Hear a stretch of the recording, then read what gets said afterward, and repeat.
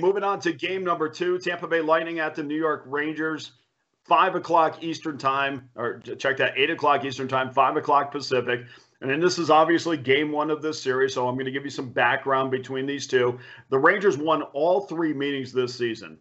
They won back-to-back home-and-home games that begin the new year, 2022. They won in Tampa. They've won in New York. They've outscored the Lightning 10-4. And this has been, they haven't faced each other in the postseason very much. I mean, the last time they faced each other, and that was in 2015, Rangers also won that. So at least from a head-to-head advantage, the Rangers have a little bit of a head start on Tampa Bay, but we're not going to let that get in the way of what we're seeing in this postseason. Tampa is minus $1.25. They're a $1.25 road favorite. Of course, they'll be heavily favored in this series for most of the games, even on the road, as we see here. 5.5 under, minus $1.15. The side has not moved, but we're seeing some Tampa Bay puck line money come in. Not enough to move it, but definitely a high percentage of wagers on Tampa Bay. And why not? You're getting $2. I can definitely see where the public would be on that. The under is also being pounded. 5.5 over, minus $1.20. This open, that was the opening number. Now it's 5.5 under, minus 15. So the public likes Tampa Bay puck line. I expect that number to move pretty soon, and then the under. And, of course, we have Vasilevsky against Shesterkin, so you can understand why the under would be a play, especially at 5.5. I thought we might get a 5 on this, and we might, as the series goes on, if it shows that, 5.5 is just way too much. But we're sitting at 5.5. We're going to take advantage of that in game 1. And no matter how much the Lightning have won, people have always tried to bury them.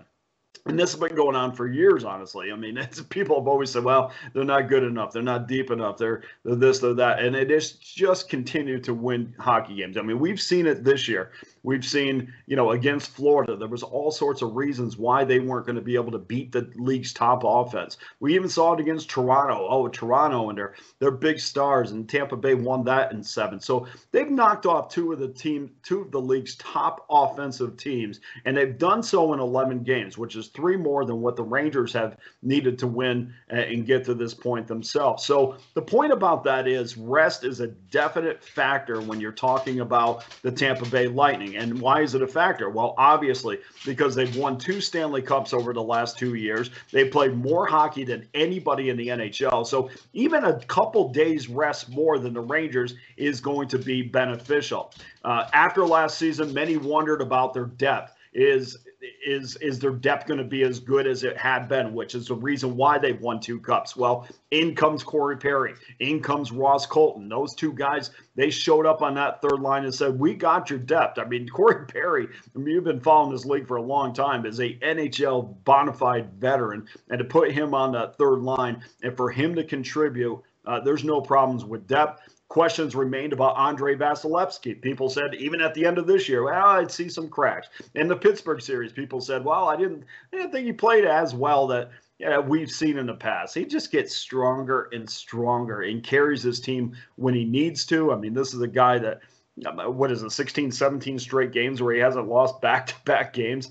I mean, this guy is so solid that there's no reason to think that the depth and goaltending is the difference in this game for sure.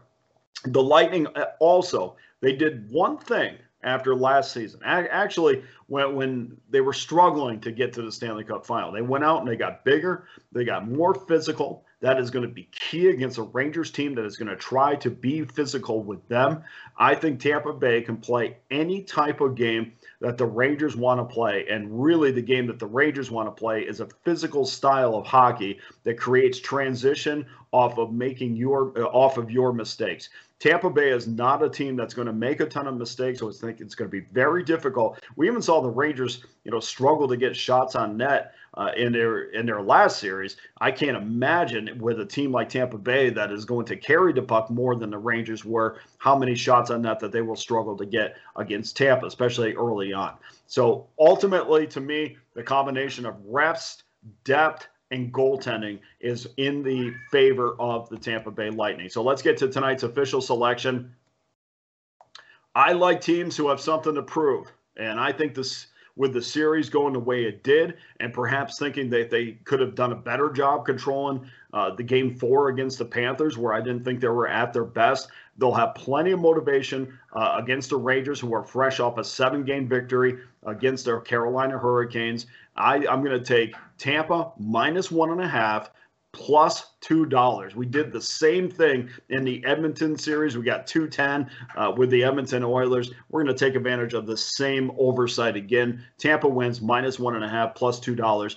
And we're going to go over that total, 5.5 minus $1.05, which is another generous number. So